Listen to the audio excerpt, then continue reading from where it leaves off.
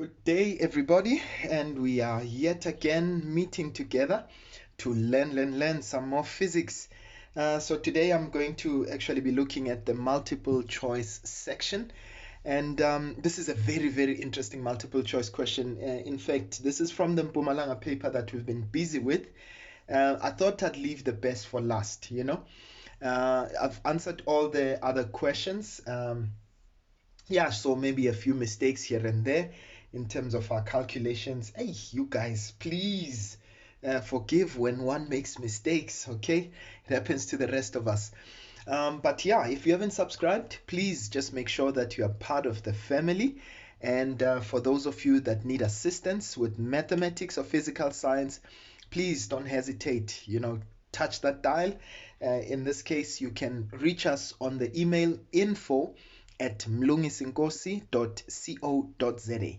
Yeah, so as I said, this prelim paper from the Mpumalanga province was very interesting. In fact, some of the questions, you can have a look at all of them.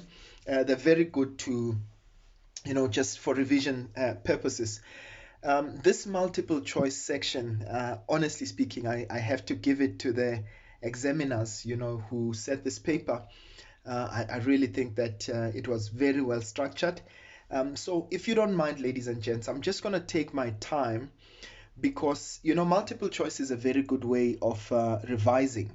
So I'm just going to take my time through this one. Please make it a point that you watch it till the end because there are really some good questions that will help you towards your revision. And it doesn't matter which curriculum you may be doing. You may be doing your A levels, you may be doing grade 12, you may be doing you may be even doing a IEB, grade 12, whether be it under Department of Basic Education or under IEB. It doesn't really matter. This will be a good way of revising.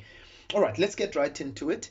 Okay, so the first question that they ask us is the base unit for the physical quantity, force, is.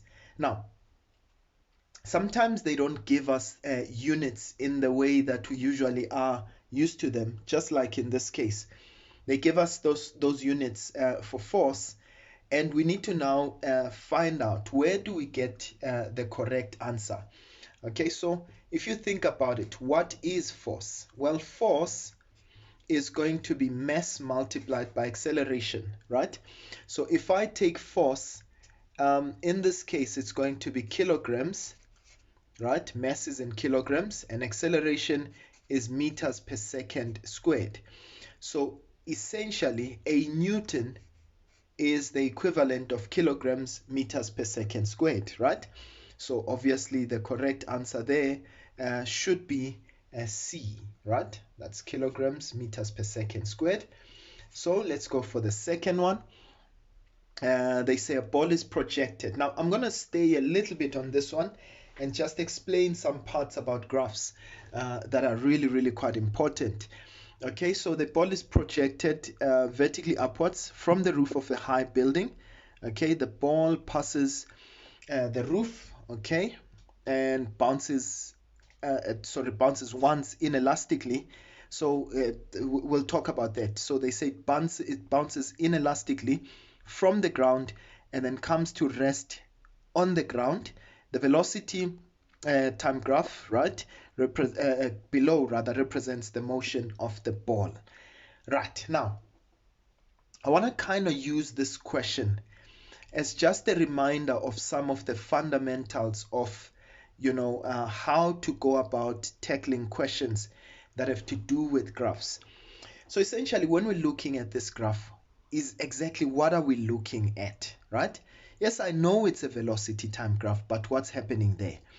Right, now remember that when you've got a velocity time graph, two of the most important things that are important under that graph are, first of all, the gradient of that graph. Okay, right, I'm going to say something just now about the gradient, and secondly, it is the area underneath the graph.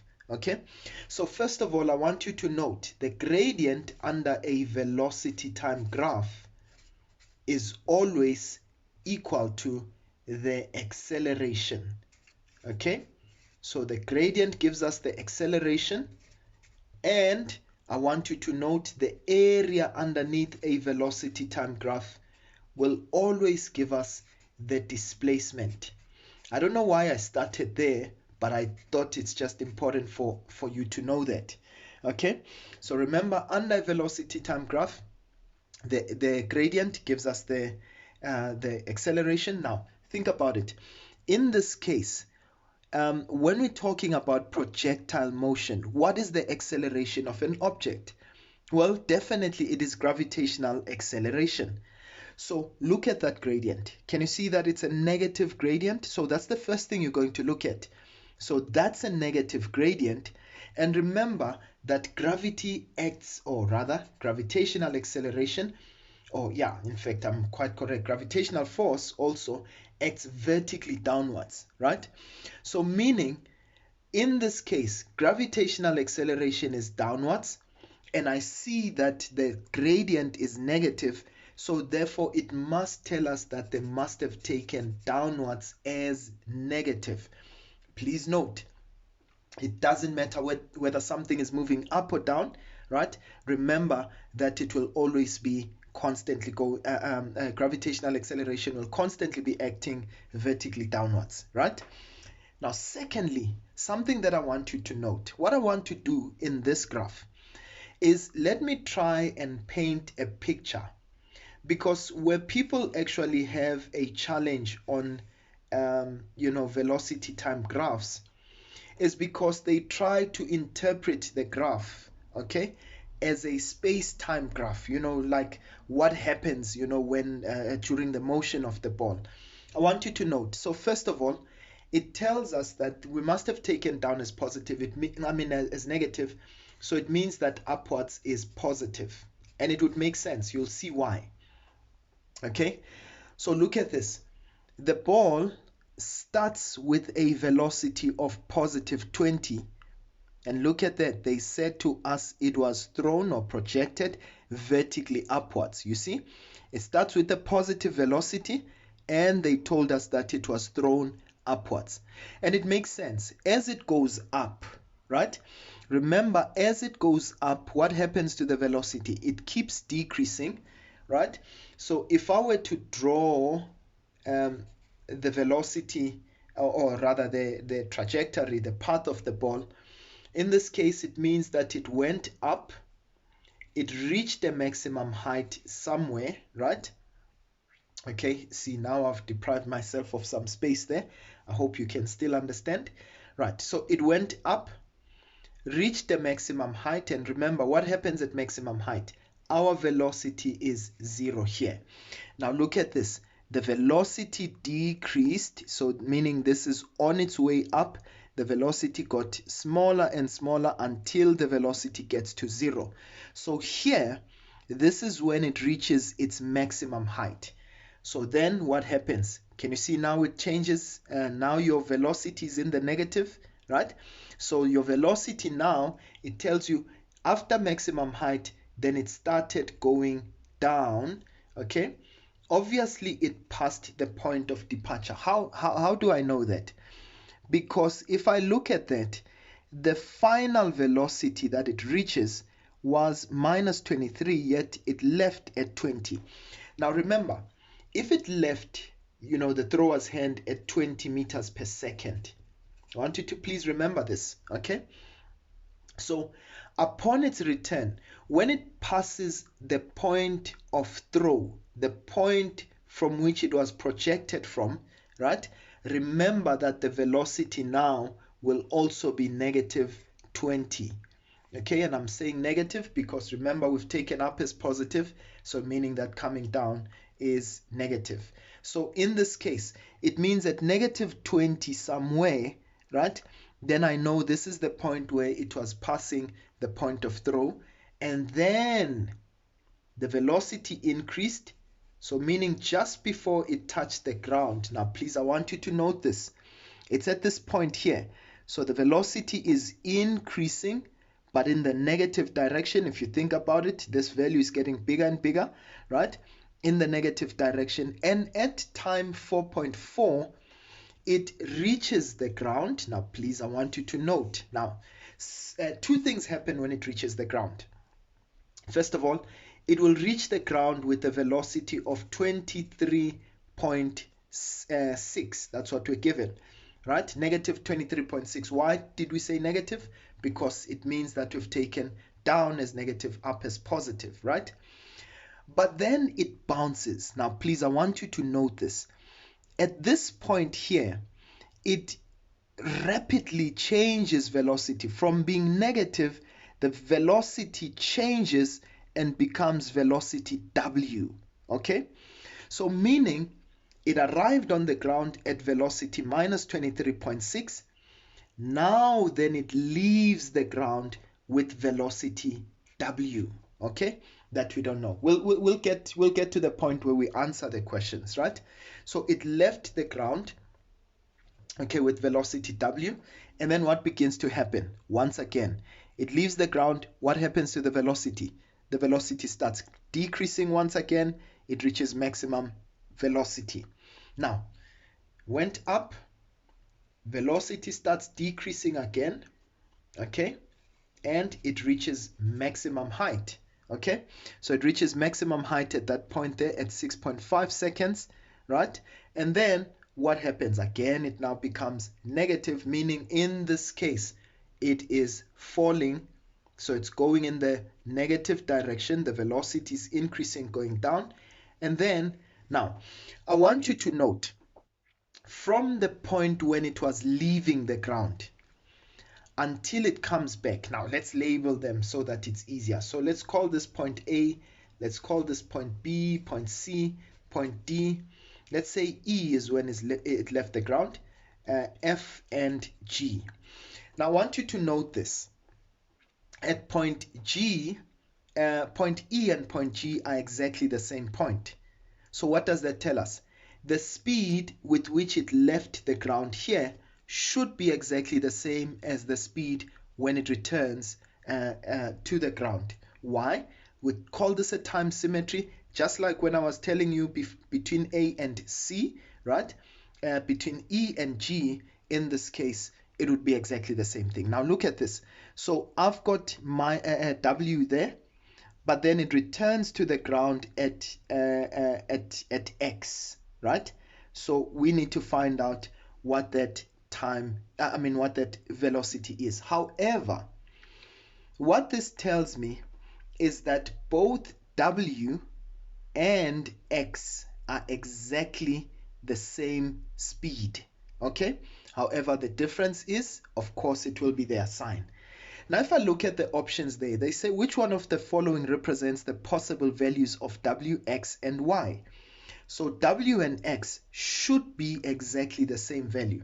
It's at this point here. They called it W, and X is when it arrives back. So we called it G, but G and X are exactly the same thing. So in this case, the only possible answers are A and D, right? Because if you look at it, okay, I'm just going to move that up a bit, right? So if you look at this, A has got 21 and minus 21, and D has got 22.5 minus 22.5. Any other option, B and C, are actually telling you those velocities will be different. Okay, now, so which one do we go with? Which one is going to be the correct answer?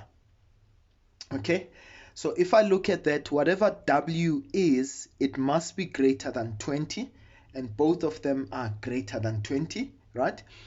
But now let's look at Y. So Y is the time on the graph, right? Now I want you to please note once again the time that it takes, right? Look at this, between W and the maximum height, which is here, right?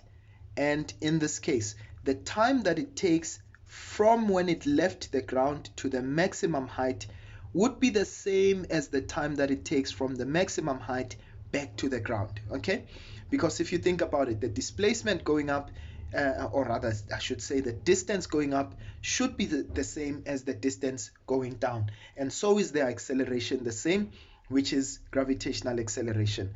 So now I want to find out what should be the time there. Now look at this. how long did it take going up? Going up between this point and that point, it's 6.5 minus 4.4, right? So it's 6.5 seconds minus 4.4 seconds. So in this case, I believe that will give me 1.1, right? Okay. No, man, I meant 2.1 rather. So if you think about it, so that's 2.1 seconds going up. So how long should it take coming down? Should take another 2.1, right? So if I add 2.1 to that time, 6.5 plus 2.1, in this case, I'm going to get 8.6, all right?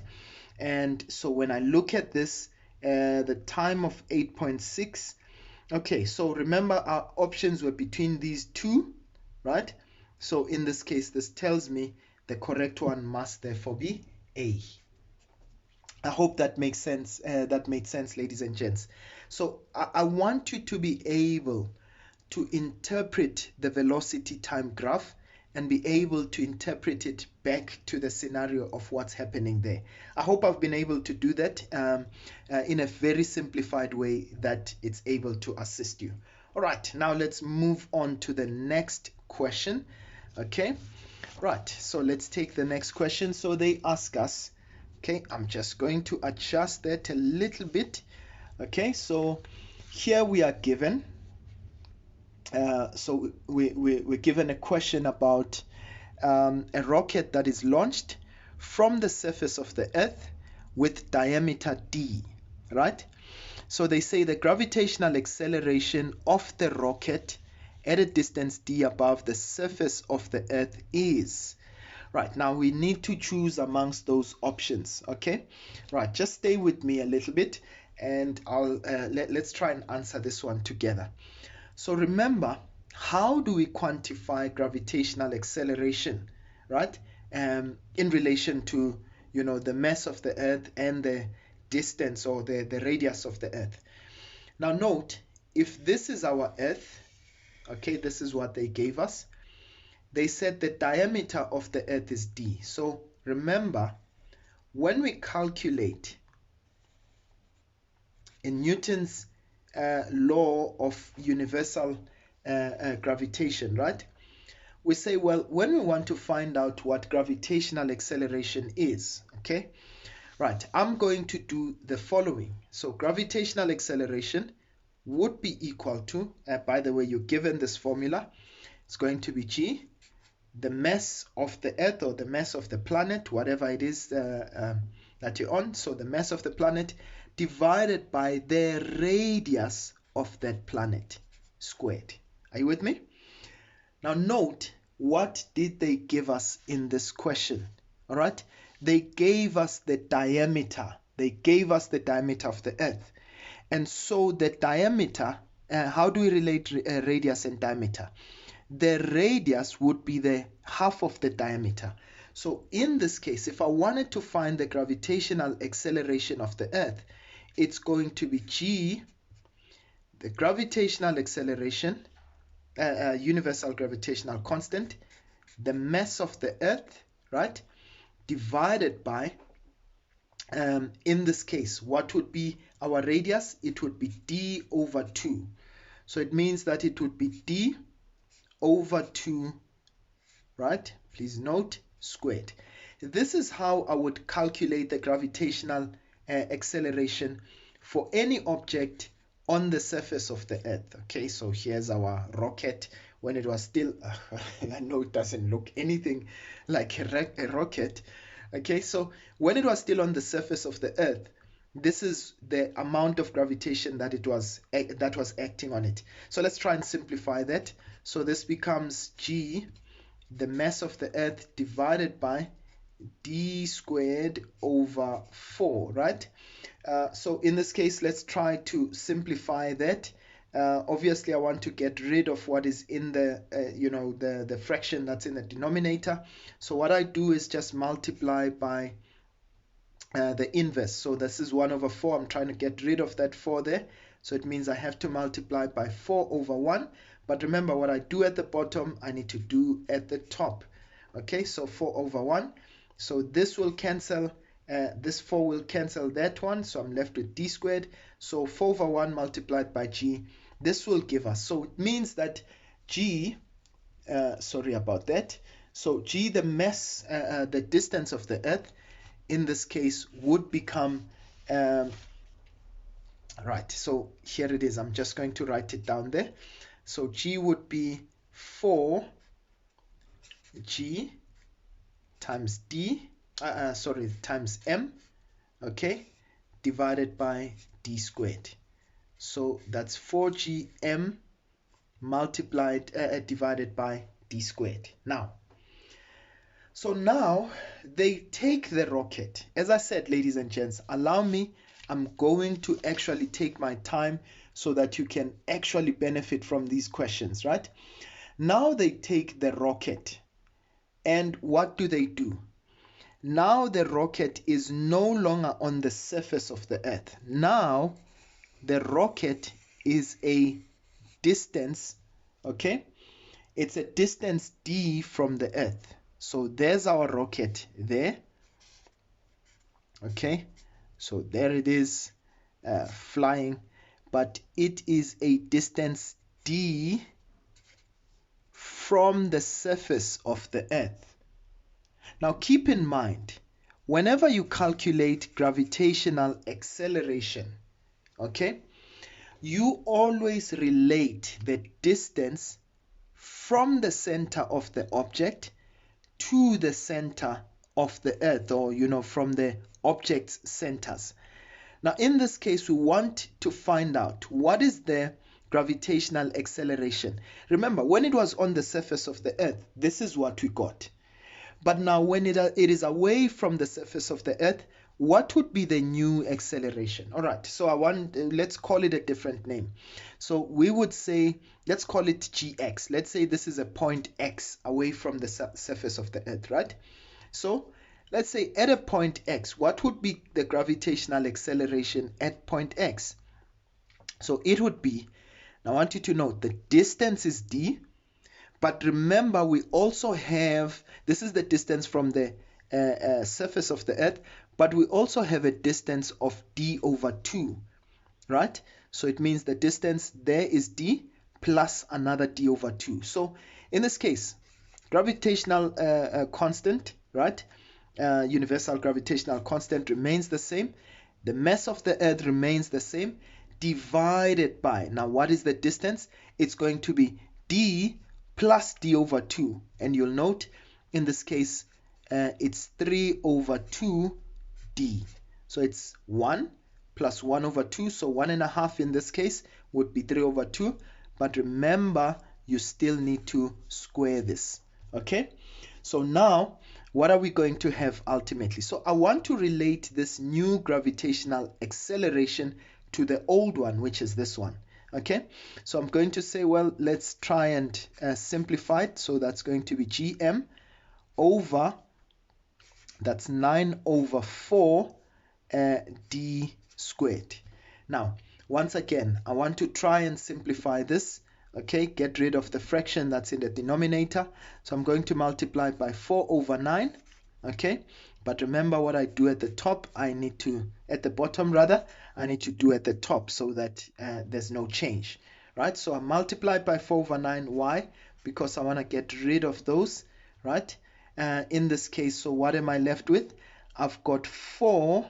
Now note, gm, right? Remember, this is 4 over 9. So this is 4gm over 9 d squared. Okay? Now, if you think about it, ladies and gents, this would be the same as simply saying this is 4, in fact, let me say this is 1 over 9 multiplied by 4g m over d squared. You agree with me? I did not change anything about that. Okay? So in this case, I am left now with something like this. And why do I want to express it at 4g m over d squared? Because remember, this guy over here, I've already found a a value, or a symbol for it, and we said 4gm over d squared, we called it g. So it means that the new gravitational acceleration x at this point here will be 1/9 times g, or you can say this is equal to g over g over 9. Okay, right, I hope you were able to follow that. Okay, so there is actually another approach I could have taken, if you don't mind. And as I said, remember, the whole objective to this multiple choice section is that I'm trying to also teach you, how to answer multiple choice sections, but in hindsight, we are also using it as a form of revision, right? Now, how else could I have done this question? Let's go back to this. I could have said, well, let's relate this in terms of the radius. Okay, now I know I was given the distance d there, all right, which is the diameter of the earth, but let me relate it in terms of radius. So this would be the radius. So how I would express this, I would say, well, what is the value of g? Okay, I hope you don't mind the mess. So I would say, well, what is g, gravitational acceleration? It would be, once again, it would be g, the mass of the earth, divided by what is the distance from the center of the earth? Well, we call that distance r, and we know that r is equal to d over 2, right? So this is going to be r squared. That is our value, that's our gravitational acceleration when the spaceship is still on the surface of the earth, right? Now, the rocket, did I say spaceship? Yeah, when the rocket is on the surface of the earth, right? So we know what g represents. Now, remember that r is equal to d over 2. You remember that, right?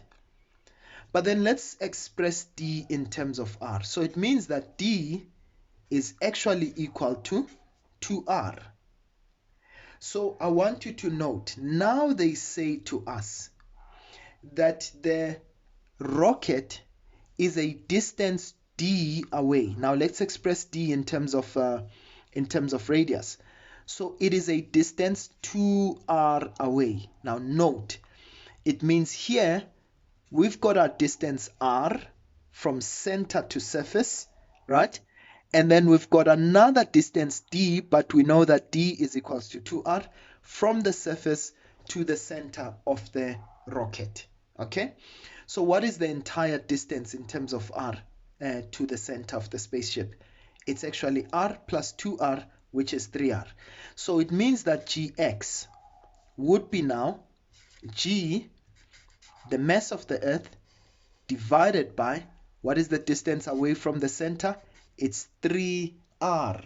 Okay, so this is going to be 3r all squared. So in this case, I'm going to have, this is going to be gm over 9r squared. But once again, we can actually simplify this so that we express it in terms of g.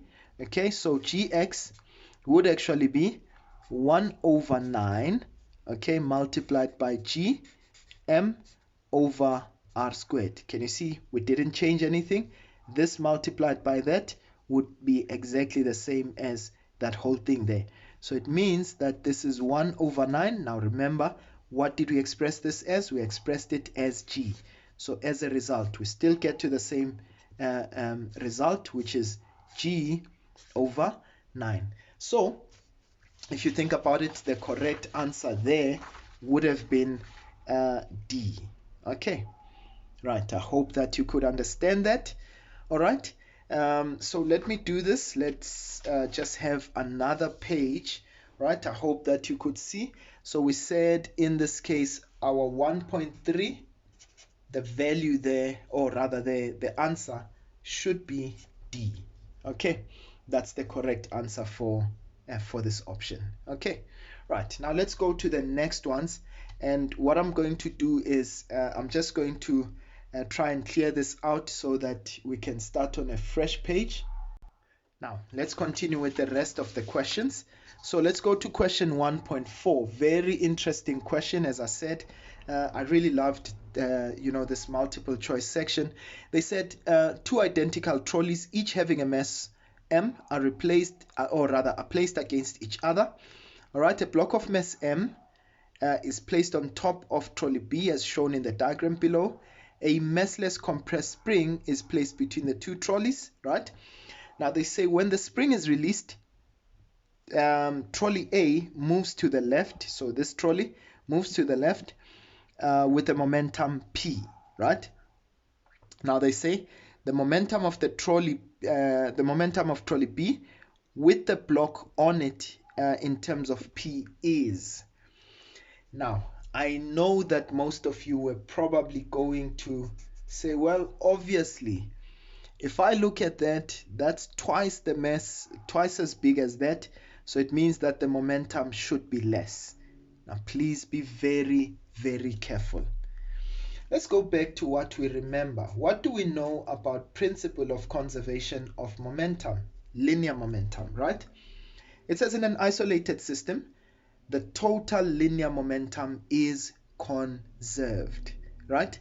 So it means that in an isolated system, momentum before collision is equal to momentum after collision, right? So you say, well, the sum of their momentas before collision, okay, should be equal to the sum of their momentas after collision. I want you to think about it after collision, right? Now, if you think about the two trolleys, right? What was the momentum of the two trolleys before collision? So before collision, their momentas, right? The sum of their momentas was 0. Why? Because the entire system was stationary. Remember, they said they are placed against each other, right? So all of them, they are compressed by the spring, so they are actually stationary. So what is momentum before? There's absolutely no velocity. There is absolutely, on both of them, right? So momentum of trolley A, momentum of trolley B plus the block, all of them give us a result of 0. Now, I want you to please listen carefully. So you are saying to me, after collision, what should their momentum be after collision, right? The sum of their momentas. You said to me, sum of momentum before must be equal to sum of momentum after, right? So it means that after collision, the sum of their momentas should actually give us 0. Now, how can I have 0? So they say to me, well, in this case, trolley A has got a momentum P, right? Remember, I want the left to be equal to the right. So it means on the right-hand side, I must also have a 0. How can I have a 0? Remember, this is a momentum of A plus the momentum of B. Now let's have a look at it. So the momentum of A, they said to us of trolley A, they said the momentum is going to be P. So what should be the momentum of B so that the answer here is 0? I'm sure you can see it, ladies and gents. What should be that momentum? It should be minus P, because P minus P would actually give us 0. Left-hand side equal to right-hand side. So please be very careful. Now, I know many of you would be thinking, yeah, but I know that A would actually move faster than B would. Yeah, true. You are thinking acceleration and not momentum. Because remember, even Newton's third law simply states that if body A exerts a force on body B would exert an equal but opposite force. So the forces that they experience would also be equal, right? But in this case, what would be the difference? Because this one has a smaller mass, it would accelerate much faster than a trolley B, which has an extra or additional block. So as a result, please be very careful when we are talking about momentum and when we are talking about acceleration. In terms of their momentas rather, so in this case, the momentum before should be equal to the momentum after. So it means that if the one is p, the other one should be minus p, so that the result is 0. So the correct answer there should be minus p, which is actually D. Okay, so our answer is D for that question. All right, let's move on to the next question. All right, let's go on to question 1.5. Okay, so they ask us here. Okay, I hope that you can see it. Right, so they say 2 trolleys X and Y, which are at rest, right, on a smooth horizontal surface. Right, now they say the mass of trolley Y is larger than the mass of trolley X. All right, so definitely we know that trolley Y is larger than trolley X. Okay, they say a force of X is exerted on each of the trolleys for T seconds. All right, now they say in T seconds, so at that particular time, right, the force does, okay, so the first answer is more work than trolley X, more work on trolley X than on trolley Y. That is B, more work on trolley Y than X. Now, let's try and relate this question. They want us to relate work done, obviously with force. First of all, they've given us the force, but they also are asking, in this case, in terms of that time that is given there. Now, please, I want you to note, what are we going to do? We're going to say, well, I know that force, or rather work done, is force multiplied by what? By displacement in the direction of the force, isn't it? I'm going to actually discard this because remember, the force is acting in the same direction as the motion, so cos would be cos of 0. Right, for those of you who don't understand or have a clue what I'm talking about, please go and watch our videos on work, energy and power. I've got an entire playlist there, but I've got particularly where I'm talking about the work done. Okay, so look at this. So I know that my force, in this case, they said it's force F. But then how do I relate distance? Because I wasn't given anything there about distance. Right, now, they gave us what? They gave us, they gave us time. They said in T seconds, and they also said force, right? Now, I want you to think about it. Let's try and relate it to Newton's second law. I know that F is equals to ma, or F net is equals to ma. Now let's take for trolley X for argument's sake. So I know for trolley A that the acceleration would be greater. Why is that? It's the same amount of force, but it's acting on a smaller body, right? So the body is smaller. So as a result, what happens to the acceleration? The acceleration is bigger, right? So it means that trolley X would actually have a greater acceleration than trolley Y. Now, how is that important or relevant to distance? Now let's talk about displacement. So we say equations of motion. So delta X is equals to VI delta T plus 1 over 2 A delta T squared. Now I want you to please think about it. Assuming that, initial velocity is 0, so that I get rid of this term. They said to me, well, it's half A, and the time is T squared. They said to me after T seconds, right?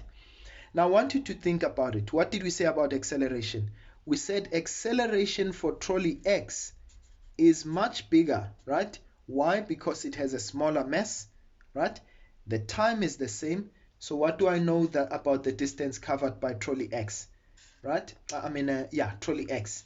In this case, it means that it will cover a bigger distance than trolley Y. Okay, right. So now, because trolley X covers a greater distance, look at this. The force is the same. The distance for A is greater. So therefore it means the work done should actually be greater. Okay, so there will be more work done for trolley X than for trolley Y. Okay, so let's look at the options. So more work done on trolley X than on trolley Y. That looks like our answer. The other one, more on trolley Y. Nope. The same amount. Nope. No work done. So in this case, our answer for 1.5 would be A. Right. I hope, ladies and gents, you are continuing to follow on in what we are doing so that you can be able to answer these multiple choice questions. As I said, I'm going to take my time through it because really I want you to get the crux of it. Okay, right, now let's continue. Let's rush to the next one. They say astronomers on Earth rather observe the spectral lines of a star. Right, which one of the following describes the effect of the Doppler shift on the spectral lines if the star moves towards Earth? Now remember, ladies and gents, right, let's talk about line emission spectrum. So in this case, when I've got spectral lines, now think about it. Let's say I take a star, right, that we observed. Remember, we are on the Earth, we are the observer, right? And remember, this is the red end. Now, what we need to remember is that on the red end, this is where I've got longer wavelength, okay? And in this case, the frequency is smaller. Towards the blue side, and by the way, they can easily turn this around, put red on this side, blue on that side. All you need to remember is that the red end of the spectrum, that's longer wavelengths, right? And in this case, the blue end is where I've got shorter wavelengths and higher frequency, right? Now, suppose in a year, let's say 1900, we observed the line emission spectrum, right, for this planet, okay, for this star rather, and we found that, let's say for argument's sake, we get something that looks like this. Okay, of course there are gases on this planet. Okay, suppose we get something like this. Now I want you to please remember this, right? So we get line spectra rather, that looks something like this. Now this is 2021, okay, and now we observe the line spectrum for the same planet, okay, or for the same star. So we find that the line spectra, okay, just for argument's sake, now have done the following. Now note, what's the difference between the line spectras above and the one beneath? You can note, in this case, it seems this one that was here has somewhat shifted closer to the red end, right? This one that was there has also shifted towards the left. This one here has also shifted to the left. So what happened here? It has actually shifted towards the red end of the spectrum. Now what does that tell us? Remember, in the Doppler effect, when something is moving away, right? What happens to the, let's say here it is, we've got an object that is moving, okay? So what do I notice? I'll notice that the frequency is higher on the side where the object is moving towards, right? So it means when something is moving towards, the frequency is higher, but when it's moving away, the frequency is lower. Now think about this planet over here, or the star. This star had a certain line emission spectrum, but let's say in 2021, now the line emission spectrum has somewhat shifted to the shorter wavelengths, lower frequency. So if it's moving towards the lower frequencies, what can I say about that particular star? It is actually moving away from the Earth. Okay? And by the way, just to also mention this, remember when something is moving away from the Earth, right? We are the observer. So it means the frequency that is observed is less than the frequency that is emitted. And so that's why you'd find that this thing is moving towards the lower frequencies. Now, just another thing. Remember, that is the evidence that tells us that that object is moving, or rather that the universe is expanding. So when objects are moving towards the red end of the spectrum, then we say it is the evidence that the universe is actually expanding. Okay, right. Just the last thing, note that if the line emission spectrum was to shift towards the blue end of the spectrum, then I would know, okay, so it means that this object is moving towards the Earth. I hope that made sense. Now, here we are. They said to us, which one of the following describes the effects of the Doppler shift on the spectral lines if the star moves towards the Earth, right? Now they say the spectral lines, they say are shifted to the red end. Definitely not. So when it's moving towards, it's going to shift towards the blue end. So the answer, the correct answer to that should be B. Okay. All right. So our correct answer for 1.6 should be answer B. All right. Okay. As we continue, we are running along. Okay. Okay. As we move swiftly along. All right. I hope that you're still able to follow on. Because yeah, as I said, this is quite a very interesting paper. Just watch it until the end, right? Okay, so as we look on ahead, so we are given point P there. All right, so this is 1.7. They say to us we've got point P, which is placed at distance of D, okay, from the positive point Q1, okay, and a distance of 2D. Right, they say from point Q2, as shown in the diagram, they say the net field is 0. Now, let's talk about that quickly. So it means if the net field is going to be 0, right? I want you to please note. So if the net field is 0, it means the field, now think about it, the field due to Q1 should be equal to the field due to Q2. All right? Now, they told us that point P, rather Q1 is positive. This guy here is positive. So it means that Q1, we assume a positive test charge there. So it means that Q1 would be pushing that test charge away. It's repelling. So it means that the field due to Q1 would be in that direction.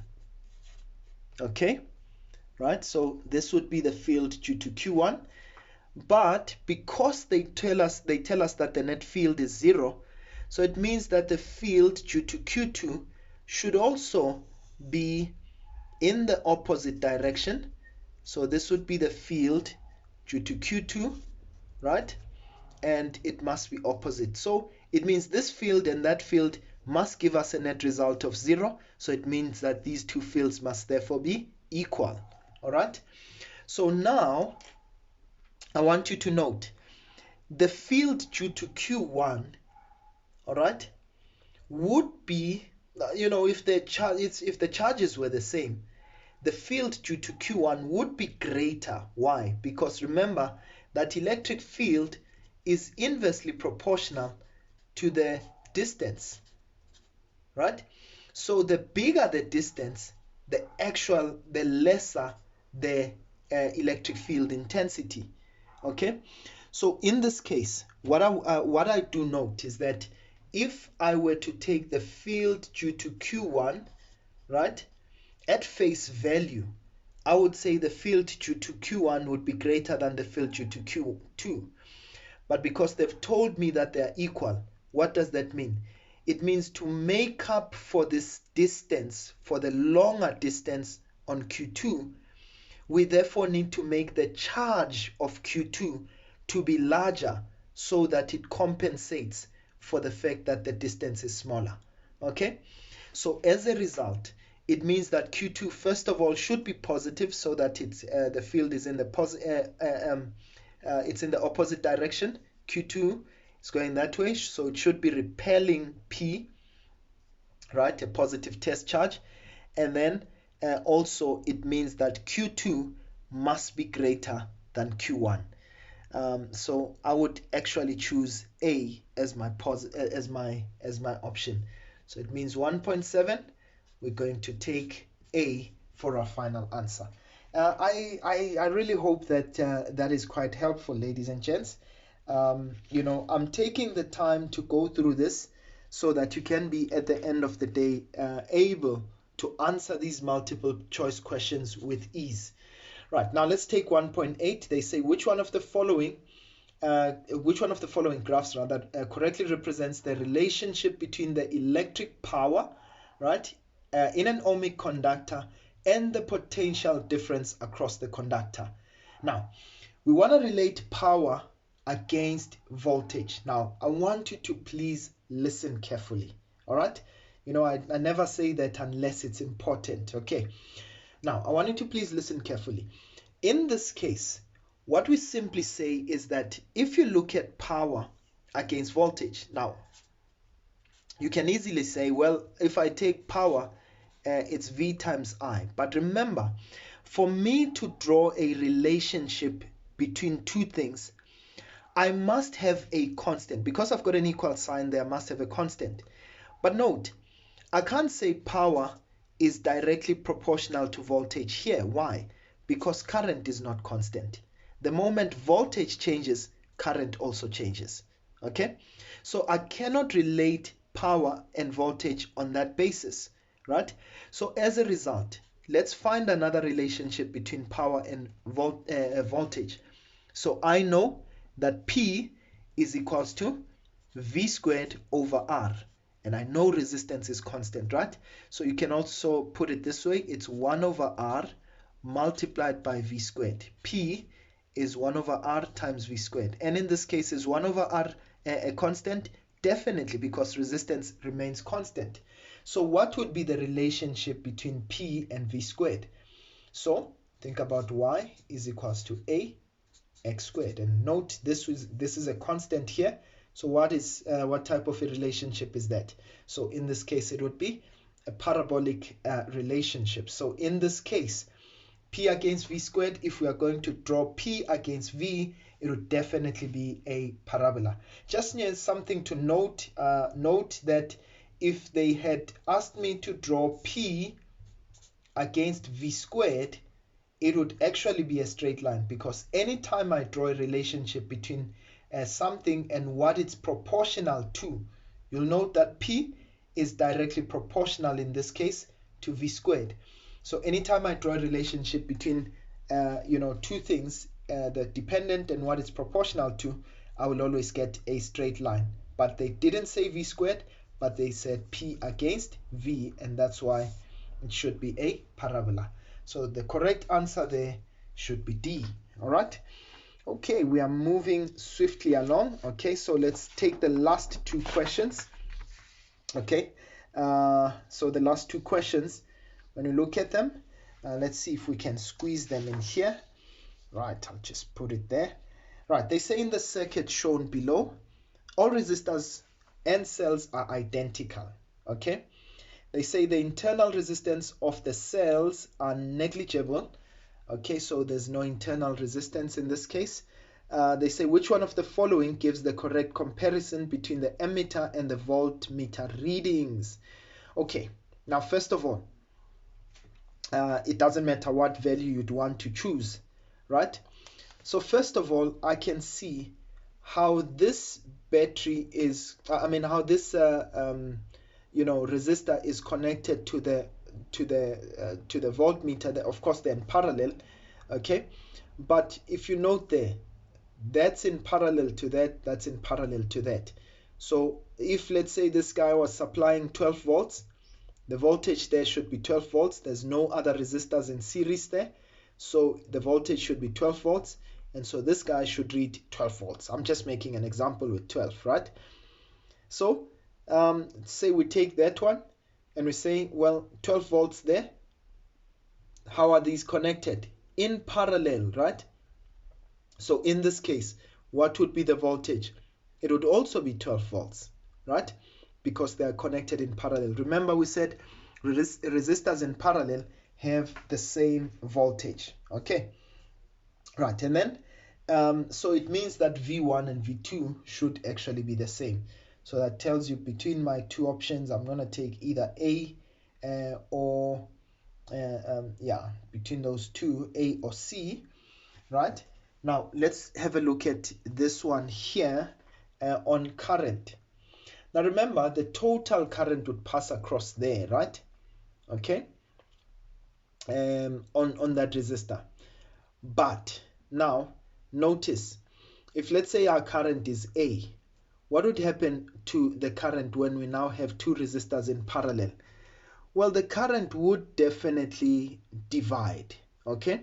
However, I want you to please remember, by virtue of putting these resistors in parallel, okay, you know what, perhaps it's better if I show you with a calculation, because maybe you might not believe me. What I was going to say, by virtue of putting these in parallel, right, it decreases the external resistance and it increases the current, okay? Now because those resistors are the same, in this case the effective resistance should be half of the original, okay? So it would mean that the current would actually be twice as much. I can feel some of you thinking, nah, come on, this man is telling lies. Okay, let me show you. So suppose we said this was 12 volts, right? And we've got a resistor. Let's take a resistance of 6 ohms. Okay, so what would be the voltage there? Definitely you agree the voltage there should be 12 volts, right? Okay, sorry for that ugly drawing there. Okay, my pen wants to give up on me.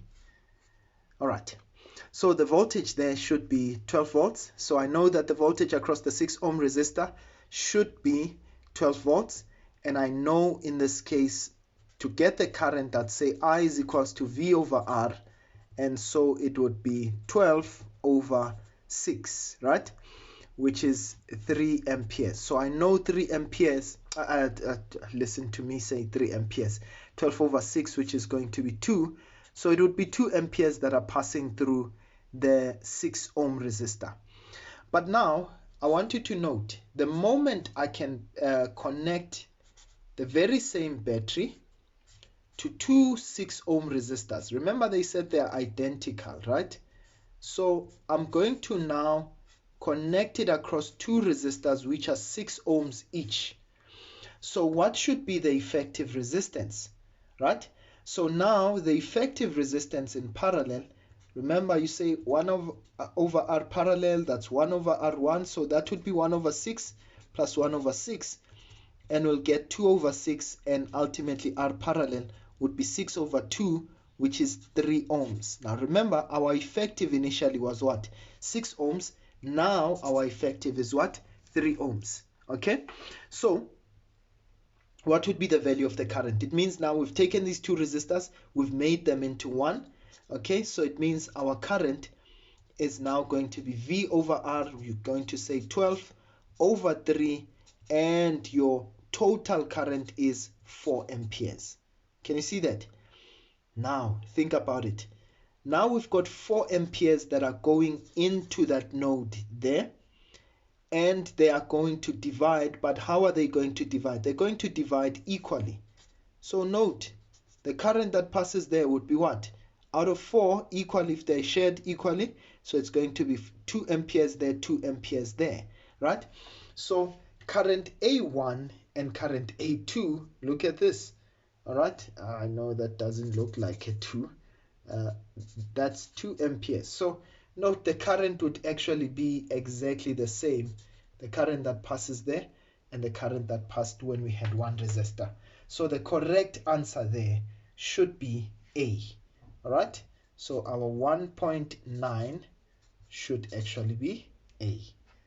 Whew, I hope that you understood that. Okay, right, and the last one, they give us a green light, which is incident on the cathode of a photoelectric cell, they say a milliammeter connected in the circuit registers a current, right?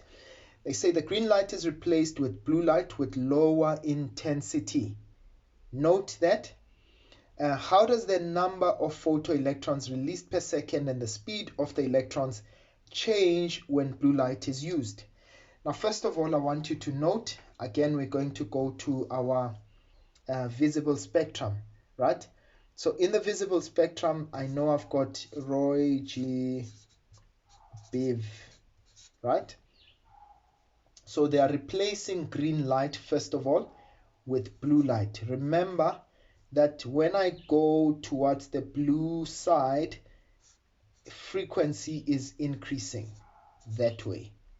Okay, so frequency is increasing that way.